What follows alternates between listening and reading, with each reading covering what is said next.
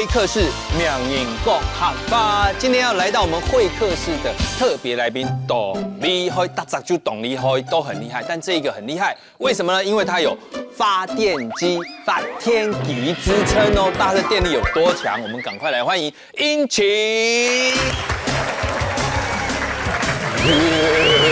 果然不一样，电力超强，请坐，呛手。这跟之前的你那一些同事来啊，比较不一样，你真的电力比较强一点。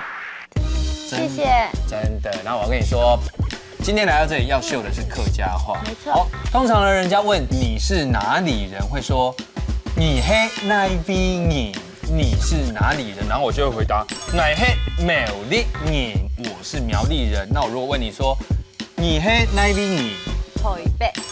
台北。台北人的意思喽。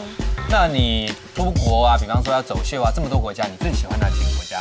我喜欢日本、日本，还有呢？法国、法国，还有呢？美国、美国，这3个国家你都很喜欢，对不对？对。OK， 那殷琪呢学了客家话，你出国的时候，你可以把客家话，因为到处都有客家人，可以把这些客家话跟大家分享。我还顺便教一些外国人客家话。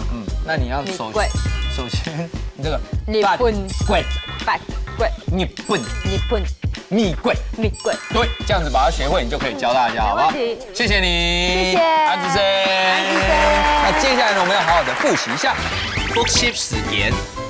你是哪里人？你是哪边人？你是哪边人？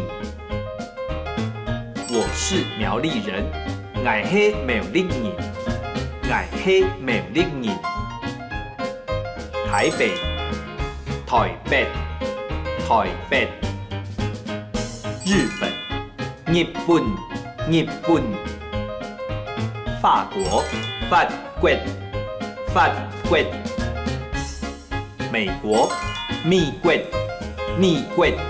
行真耶客家 V&B，本人客家，共下嚟講客家話。